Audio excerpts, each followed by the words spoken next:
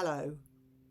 I know a lot of people think I have a grudge against Bridget Phillipson, and I begin to think I actually do have a grudge against Bridget Phillipson, and it's because I cannot find one thing that she does that I agree with. And today's has really sent me over the edge. So, a hammer blow to social mobility. Labour is scrapping almost all higher apprenticeships. They are vital routes into public sector jobs like nursing, essential to the NHS. So what's happening is level 7 apprenticeships, the funding for level 7 apprenticeships will be removed for people aged 22 and older. Amazing. So if you are 22 and older and you want to learn a different trade, a different craft, you've changed your mind, you've done whatever it was that you were doing and that didn't suit, you couldn't get whatever it was that you were doing and that didn't suit, you're just 22 and you just want to do something, you can't get funded anymore. So you hear me talk a lot about life experience. I don't think it's reasonable to expect an 18-year-old leaving school or college to know what they want to do for the rest of their lives. I simply don't. And I don't think it's reasonable to expect that individual to be financially self-reliant and independent. I don't think it's possible. It used to be, but it isn't now. There aren't enough jobs, there aren't enough opportunities, there aren't enough courses, there isn't enough funding. So it was difficult in the first place. And I think about at the age of 22, 23, 24, you're just about beginning to work out what suits, what's right, what you want to do. And at that point, I feel like that's when you need the leg up. That's when you need the help. And that's just been cut.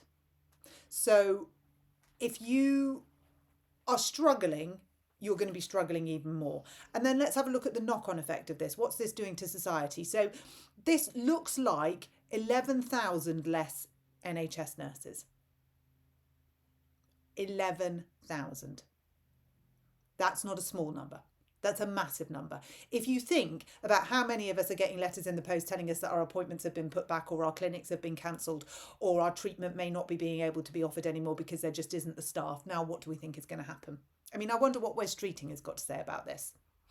I cannot see a way forwards for anything in this country if the two sides don't join. At what point did Bridget Phillipson think this was a good idea? At what point, when she talks about breaking barriers down, but she consistently puts them up, at what point was it a good idea to cut the funding for level 7 apprenticeships?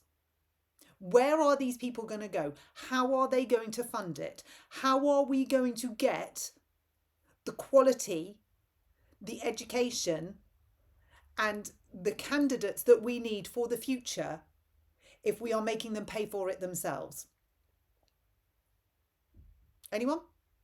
Because at 22, you're lucky if you can just about afford your rent. Most kids are coming home and living with mum and dad because it is unaffordable. It's not their fault. It's really not their fault. So I would urge a very, very quick U-turn on this. I mean, there's already a sniff that universities are about to go on strike. There's already ructions in the water about what's happening at universities.